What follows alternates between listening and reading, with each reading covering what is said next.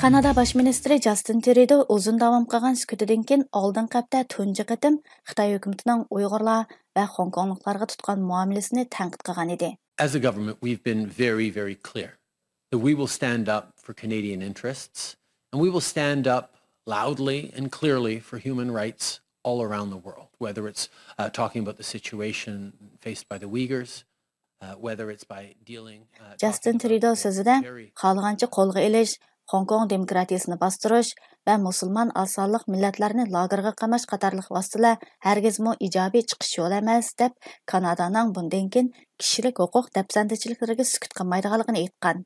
Trudeau bu so'zlarni Xitoyning Kanadada turishliq elchisi Song Peiwo 15 oktyabr videoda axborot yig'ini o'tkazib, Kanada parlament a'zolarini Xitoyning Uyg'urlarga tutgan muomalasini irqiy qirg'inchilik deb e'tirof qilmaslik haqida ogohlantirgandan keyin qilgan edi. Shundan keyin u Kanadaga qaratgan tahdidini davom qilib, Hong Kongda yashayotgan kanadaliklarga mo qaratmalik shaklda tahdid qilgan va uning bu so'zlari zo'r norozilik paydo qilgan edi. The good health and safety of those 300,000 Canadian passport holders in Hong Kong. Öktüçü lider Erin O'Toole bolsa Kanada parlamentidagi munozirada bu masalani tilga ilib, Kanada hukumati Xitoy hukumatining tahdidlariga yetarli darajada kuchli javob qaytarmadi dedi. Va clear is this Prime Minister's continued admiration for the basic dictatorship in China. This morning, the Chinese ambassador took his comments a step further. He's issued another vague threat against Canada if Parliament dares to condemn the ethnic cleansing against Muslim Uyghurs in Western China. Xitoy elchi texi bugun atiganda agar Kanada parlamenti Uyg'ur musulmonlarga qilinayotgan irqiy tozalashni rasmiy yo'sinda ayblasa, oqibatining og'ir bo'ladiganligi haqida yana bir qatim tahdid xarakterli so'z qildi. Ular Hong Kongdagi kanadaliklarni mo tahdid qildi. Xitoy hukumati bizning parlamentimizni tahdid qildi. Bosh ministerimizning buningga inkos qaytarish uchun Xitoy elchi yana kimni tahdid qilishi kerak dedi. I am well aware of the character of authoritarian communist regimes. I have lived in one and reported on it.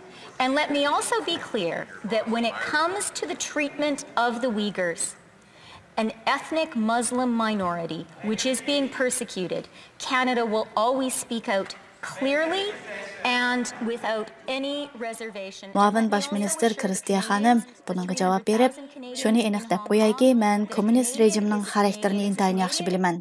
Xitoy hukumatining Uyg'urlarga, jumladan musulmon asonliqlarga qilayotgan ziyonkashligi masalasida Kanada hukumatining maydoni har doim ochiq va kaskin. Hukumatimiz yana Hong Kongdagi 300 ming Kanada fuqarosini qat'iy qo'g'daydi. Biz ular bilan billa deb javob qaytardi. Kanada parlamentining xalqaro kishilik huquq tuvan komiteti 21 oktyabr kuni birdek qaror ma'qullab, Xitoyning Uyg'urlarga tutgan muomalasini irqiy qirg'inchilik deb e'lon qildi.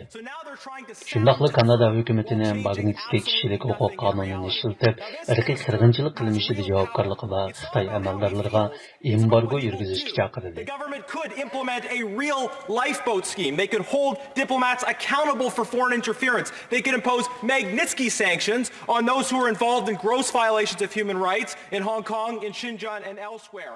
Kanada parlamentining mazkur komiteti Xitoyning Uyg'urlarga tutgan muomalasini irqiy qirg'inchilik deb tanilgan tunji g'arb hukumat organidir.